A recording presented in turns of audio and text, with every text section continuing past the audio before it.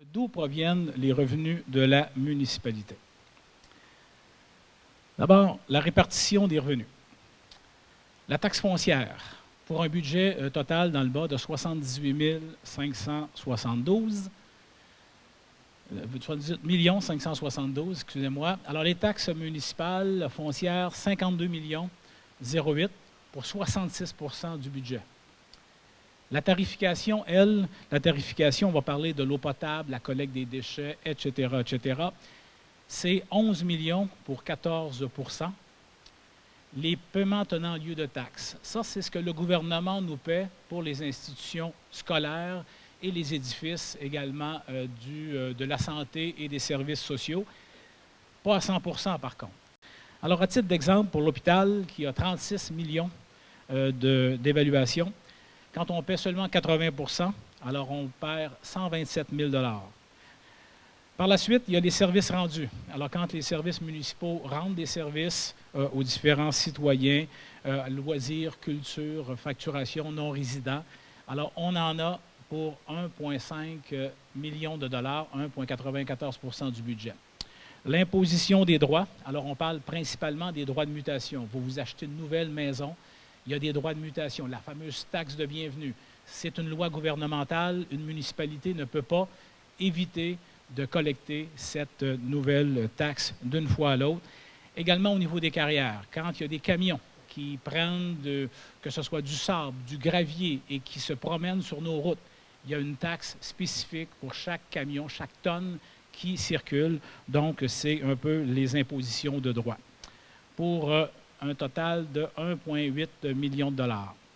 Les amendes et les pénalités, bien, évidemment, ce sont les billets d'infraction, que ce soit les billets de stationnement, les règlements municipaux ou la Sûreté du Québec. Ce sont les amendes et pénalités pour 1,7 million de dollars. Les intérêts, essentiellement sur les arrérages de paiement de taxes. Alors, quand les gens ne paient pas leurs taxes, il y a de l'intérêt qui s'accumule.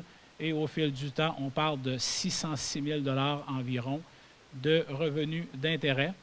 Autres revenus, 20 000 $.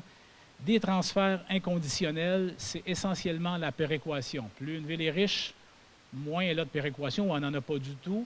Plus une municipalité ou une ville a une richesse foncière basse, c'est là que la péréquation, un système de répartition de la richesse, entre en ligne de compte.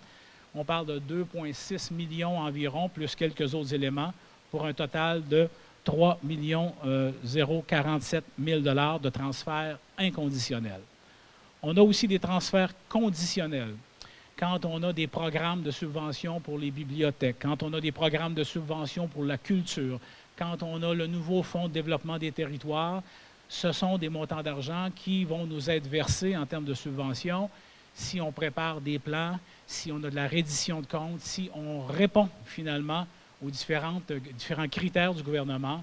Il y a des transferts conditionnels qui se mettent en place pour 2,1 millions, pour un grand total du budget de la Ville pour le budget 2015 de 78 572 000 $ pour 100 %.